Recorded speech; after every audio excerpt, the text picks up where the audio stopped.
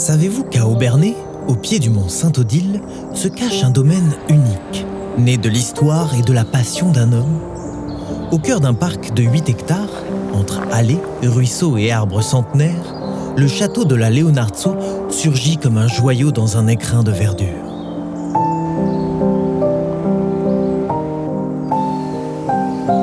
En 1899, le baron Albert de Dietrich, ingénieur et collectionneur issu d'une grande famille d'industriels alsaciens, entreprend d'y bâtir sa résidence secondaire. Pendant près de 30 ans, il façonne le château et le parc par étapes, mêlant style et influence dans une architecture singulière et complexe.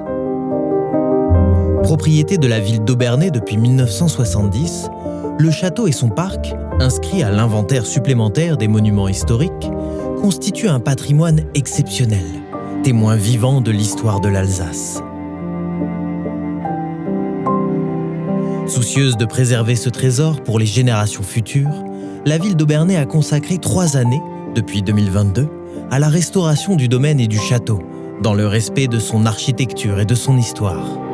En 2025, le château rouvre enfin ses portes au public, offrant à chacun la possibilité de le découvrir. Pendant cette métamorphose, nous avons suivi pas à pas celles et ceux qui ont redonné souffle au domaine. Grâce au savoir-faire et aux mains expertes des artisans, la Leonardo renaît sous nos yeux, entre fidélité au passé et ouverture vers l'avenir.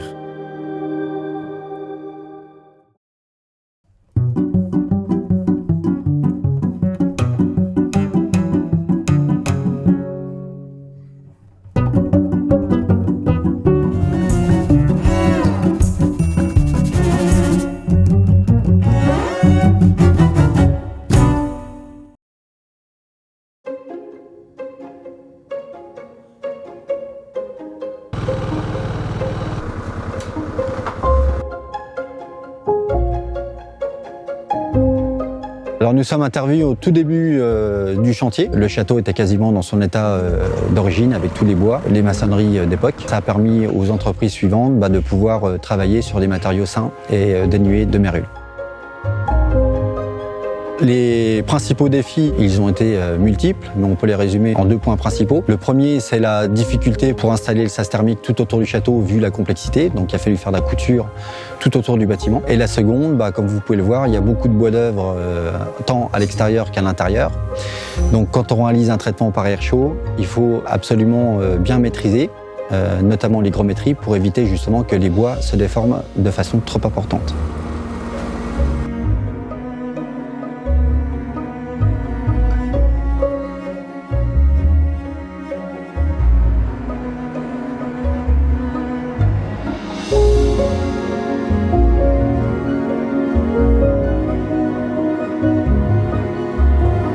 Je m'appelle Émeric Paget, je dirige l'entreprise Girol Construction Bois avec mon associé Grégory Toé.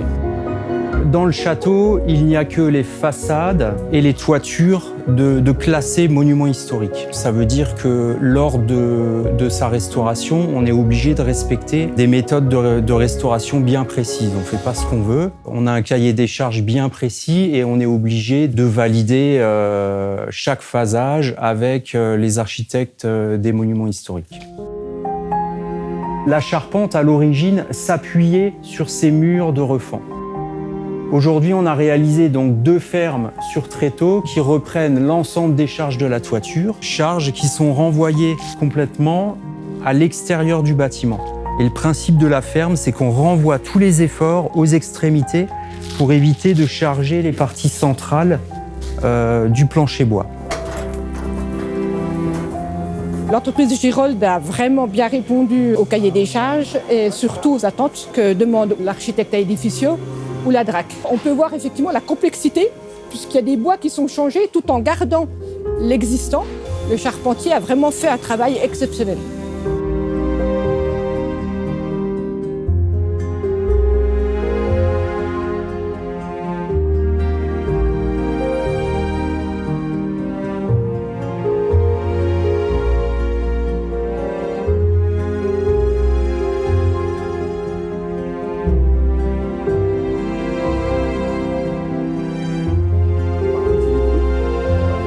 Initialement, donc, on avait prévu ce cuivre-là dans cette forme-là, très vitré, que ça pourrait avoir sur une plus grande surface.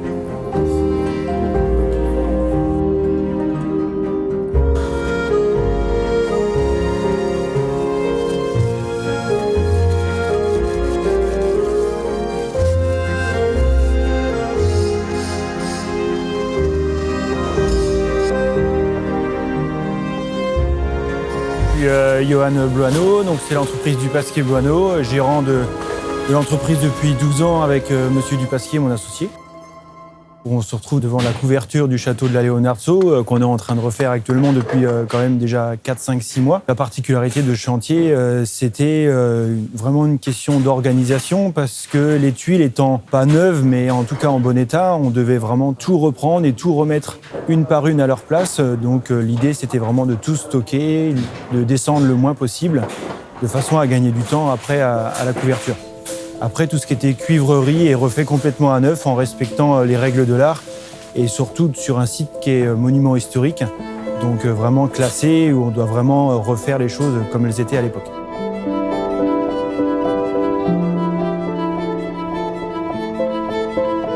La particularité de ce chantier, c'est qu'on se retrouve devant vraiment énormément de raccords. Ce type un peu de raccord où on a reproduit à l'identique. Vraiment une belle lucarne avec plein de départs d'arrêtiers, des nœuds. L'édifice est beau, les raccords sont vraiment sympas. On tourne en continu entre 4 et 5 ouvriers à temps plein. On fait des fois des opérations un peu renfort. Je vois pour la phase découverture, on était quand même plus nombreux, de façon à aller plus vite, puis surtout à vraiment gérer une meilleure logistique.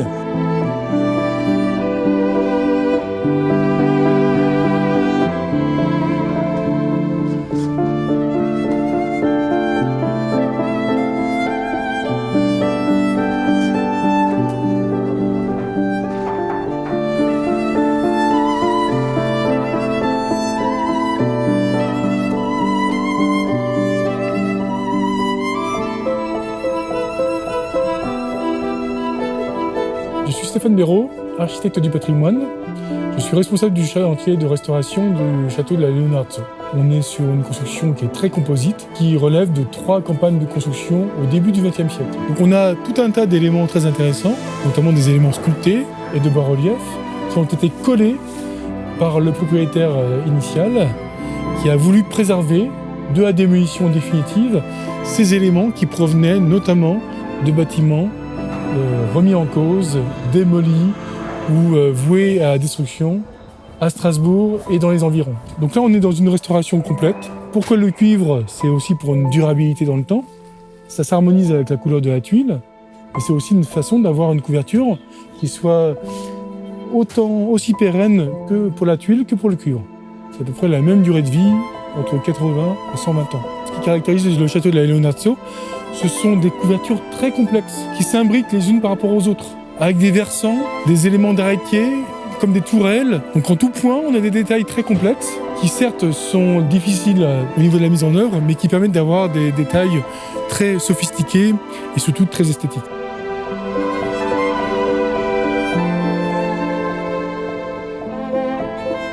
On parlait de la restituée en bois.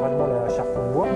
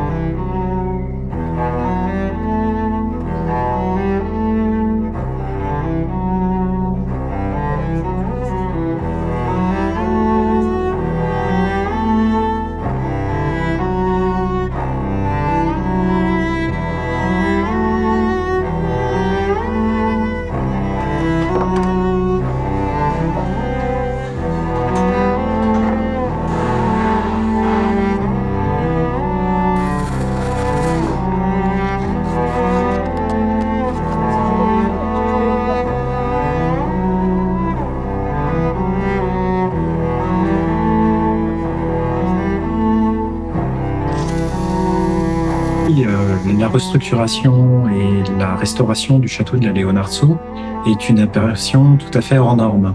Hors norme sur le plan patrimonial, hors norme sur le plan technique, hors norme dans sa fonctionnalité et dans l'ensemble, je dirais, des moyens déployés pour restaurer ce patrimoine.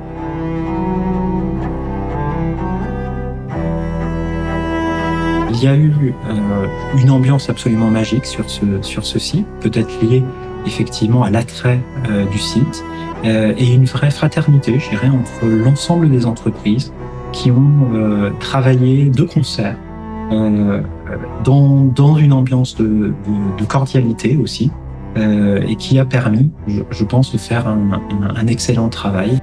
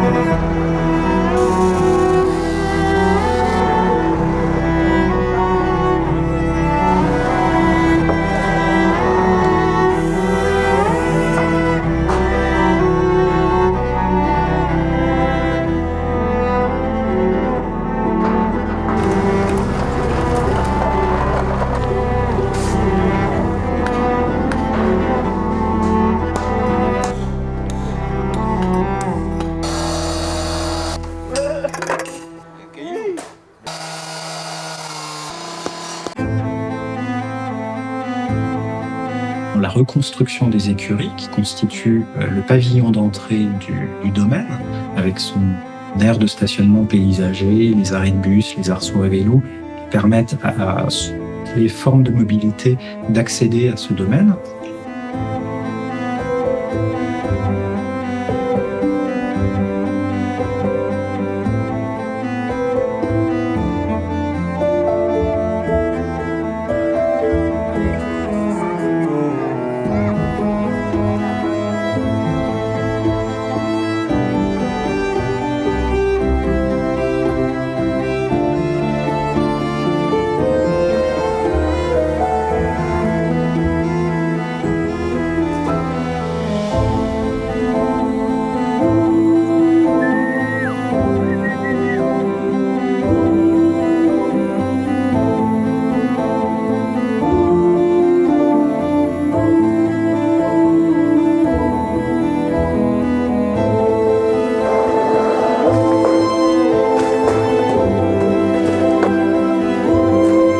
Bonjour, je suis Jean-Christophe Piazentin, gérant de l'entreprise Piazentin. L'entreprise a été créée en 1981 et depuis tout ce temps, on travaille sur des chantiers de charpente, de couverture, de bardage.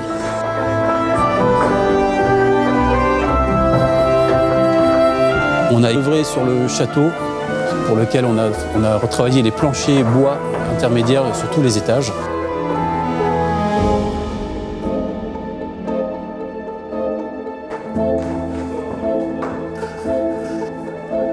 La grosse difficulté de ce chantier, c'était l'approvisionnement, surtout pour la partie des planchers du château, puisqu'on a dû rentrer l'ensemble des poutres en bois par les fenêtres, donc des poutres de grosses sections, acheminées par camion grue, puis ensuite portées à la main.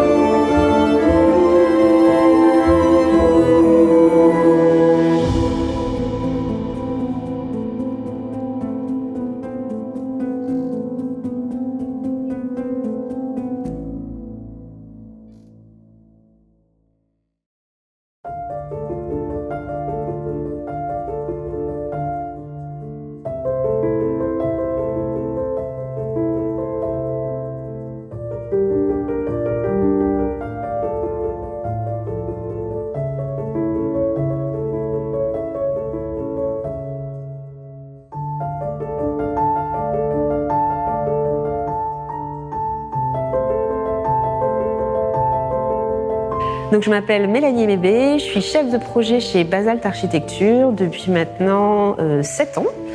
Et je me suis occupée du projet de la Leonardo depuis le tout début des études, dès la première visite en fait, dès le diagnostic du château. Donc la première visite au château a été un véritable coup de cœur. On a découvert vraiment un endroit plein de surprises avec plein de pièces. La première fois, moi je me suis perdue, je savais plus à quel niveau on était. Il y avait plein de demi-niveaux. C'était assez impressionnant. Donc au rez-de-chaussée, le but a été vraiment de reconstituer les décors, de préserver le patrimoine qui était présent dans le lieu et de garder pour le coup, cette fois, toutes les pièces dans leur configuration initiale. Donc là, par exemple, on est dans une pièce où le papier peint a été reconstitué totalement. Ils sont venus prélever des bouts de papier peint pour le reproduire à l'identique. Donc c'est vraiment une pièce assez précieuse du château.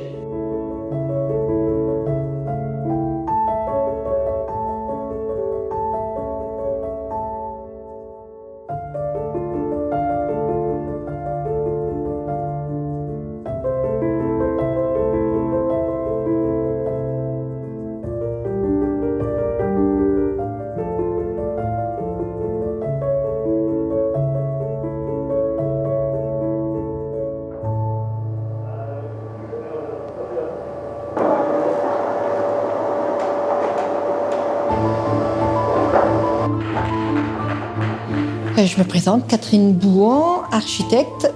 J'ai la mission OPC pour l'ensemble de ce chantier, donc ce qui veut dire que c'est l'ordonnancement, le pilotage et la coordination de toutes les entreprises. Nous avons quand même une belle petite quantité d'entreprises puisqu'on a quand même un marché d'une trentaine d'entreprises. Ma principale fonction, c'est de effectivement coordonner l'ensemble des corps d'État. C'est quand même un très très beau projet. Et je suis très fière de pouvoir mettre toute mon expérience dans l'ensemble de ce dossier et de pouvoir faire réaliser des travaux tels qu'ils doivent l'être. C'est vraiment une plénitude pour moi dans mon métier d'avoir pu finir ce dossier et de le continuer en tout cas et de le finir en essayant de le finir dans les temps et si je l'espère. Ça fait 33, 34. On doit avoir ça cette fin de semaine en principe. Les 2 pompes à chaleur RO. Donc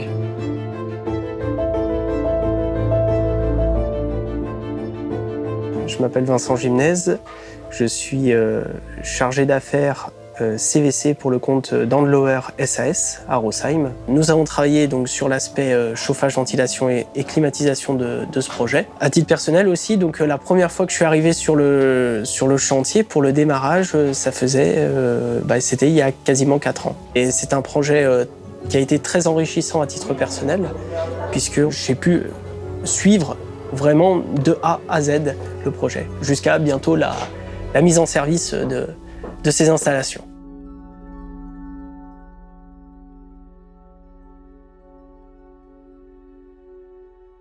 Le défi majeur de l'extension, c'était la forme architecturale de l'ouvrage. Donc on peut le voir, il y a des éléments qui sont posés dans tous les sens. Donc la difficulté majeure, c'était de les raccorder entre elles et de les ajuster pour que c'est un rendu plutôt esthétique.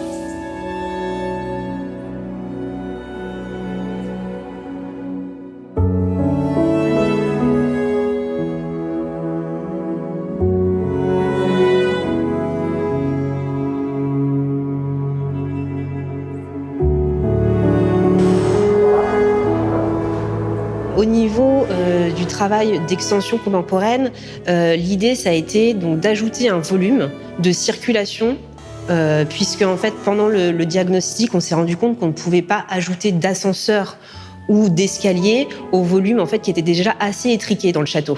Donc là on a une extension qui vient vraiment accueillir un noyau central donc d'ascenseurs qui permet de desservir tous les niveaux du château, sous-sol compris. Au niveau du volume même de l'extension, l'idée c'était de reprendre donc les pans coupés en fait de la couverture. Le volume de l'extension vient s'attacher au château par un mur rideau vitré. Donc l'idée c'était vraiment d'avoir un volume assez opaque qui venait se rattacher au château par quelque chose de très transparent.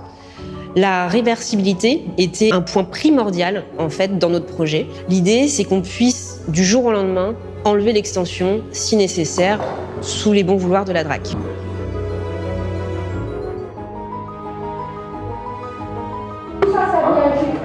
D'accord. C'est une question qu'il faut qu'on se pose cet après-midi. Bonjour, je me présente Benoît Eck, ancien gérant de la menuiserie Eck Père et Fils au Merlin. Là, je vous présente les ornements décoratifs, des cariatides qui font partie du château de la Leonardo. Ce sont des décors sculptés qui sont au rez-de-chaussée, qui font partie du patrimoine du bâtiment de France, des monuments historiques. En tant que sculpteur sur bois, j'ai eu le privilège de reprendre toutes les sculptures manquantes, de restaurer et de rénover toutes ces pièces. Donc je remplace avec exactement la même essence de bois et je resculpte exactement de la même façon que c'était à l'époque.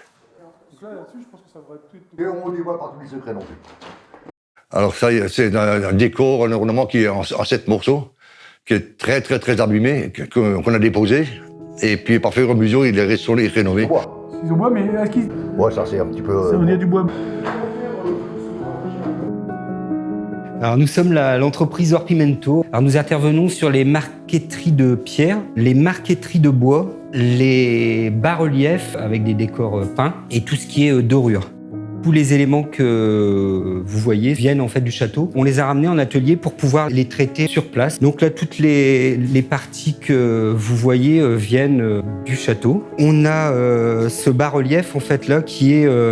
Alors on pense à première vue que le bas-relief par lui-même serait du 18e, mais l'élément qui l'encadre en fait est beaucoup plus récent. On s'est aperçu que derrière l'œuvre, il y avait un travail à l'outil. Et c'est pour ça que ça nous a permis en fait de dater à peu près l'élément. On avait fait un traitement par un oxyde, on prive l'œuvre d'oxygène. Alors donc c'est enveloppé dans un sac. On a des petites cartouches qui sont introduites dans le sac. Ça va éliminer en fait toutes les larves et tous les insectes qu'il peut y avoir dans le bois.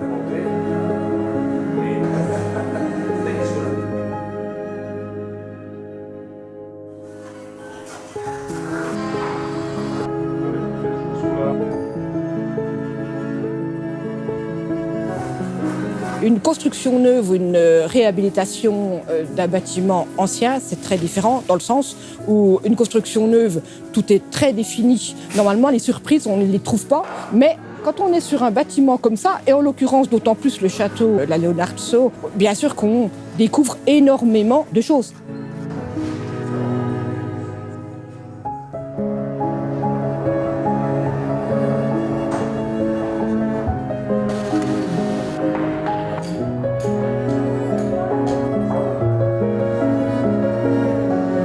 Je m'appelle Morgane Weinling, je suis docteure en histoire de l'art de l'université Paris 1 Panthéon-Sorbonne.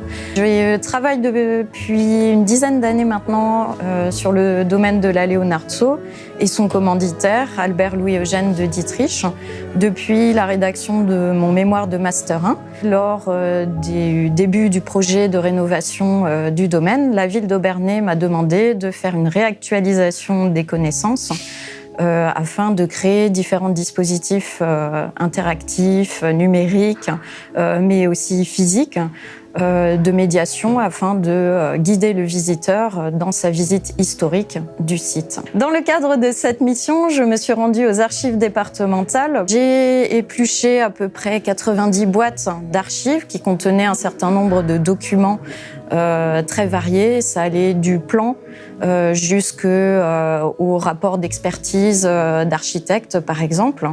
Ça m'a permis de reconstituer toute l'histoire de la création du domaine par l'adjonction d'un certain nombre de parcelles au fil du temps.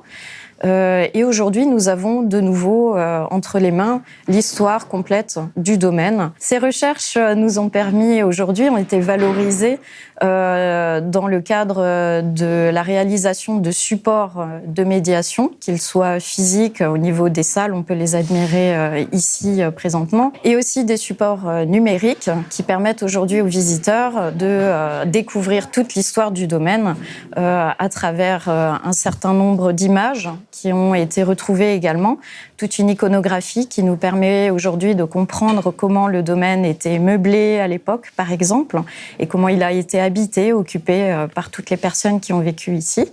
Et aujourd'hui, les visiteurs du domaine de la Leonardo peuvent découvrir toute cette histoire d'un point de vue plus didactique et pédagogique.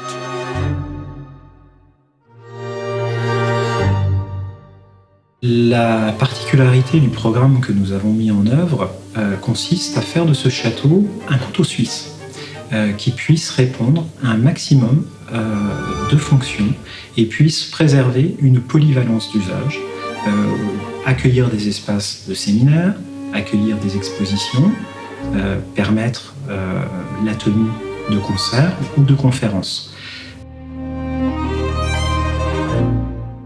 Aujourd'hui, ce domaine de la Leonardo, qui est un domaine extraordinaire, c'est un bijou à la fois patrimonial, architectural, dans un merveilleux écrin de verdure. Eh bien, il a été réhabilité et je m'en réjouis parce que ça fait partie du patrimoine de l'Alsace. Ce projet, nous l'avons accompagné très très fortement. C'est plus de 2 millions d'euros, 2,1 millions d'euros. C'est un élément patrimonial qui aujourd'hui retrouve toute sa valeur.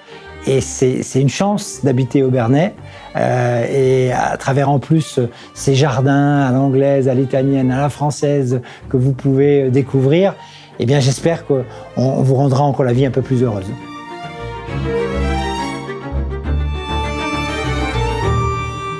Ce qui est impressionnant, c'est l'ambition qui anime l'équipe municipale qui a porté un projet comme celui-ci, qui sait très bien que quand on préserve son identité, quand on sait conserver son patrimoine, quand on sait le mettre en valeur, on est fidèle à une histoire et en même temps on se projette dans l'avenir puisque c'est un équipement qui, j'en suis absolument certain, connaîtra un rayonnement assez exceptionnel alors qu'il était au départ une résidence privée, qui est à la fois une très belle satisfaction pour les habitants du territoire parce qu'ils connaissaient ce domaine, ils en connaissaient aussi l'état sanitaire il y a quelques années de cela. Et quand ils viendront ici, je pense qu'un grand sentiment de fierté les animera. J'en suis intimement convaincu.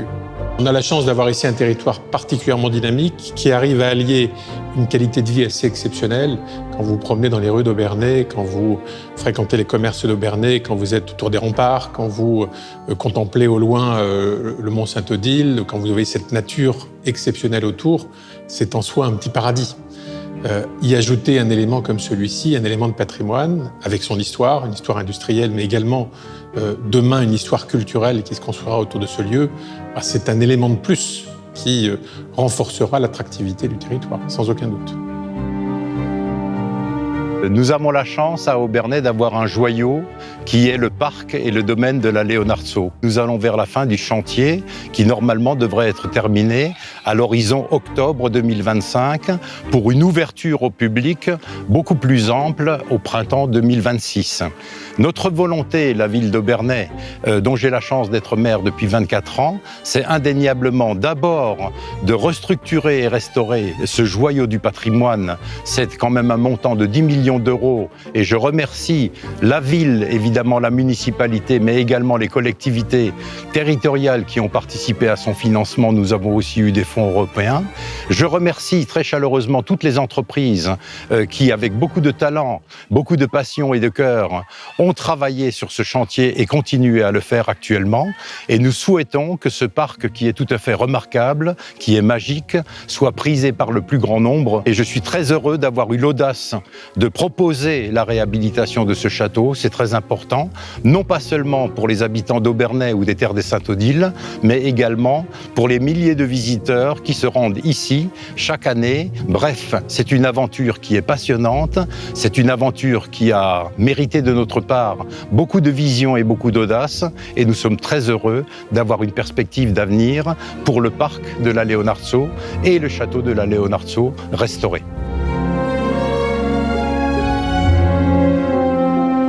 Ce chantier a été bien plus qu'un simple défi technique. Il a été une véritable aventure humaine.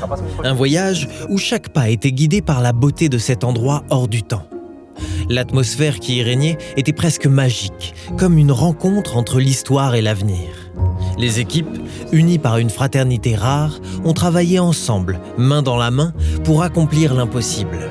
Chaque geste, chaque effort était porté par la passion, par le cœur, pour offrir à cette vieille dame centenaire un nouveau souffle, une jeunesse retrouvée, aussi éclatante que l'aube qui se lève.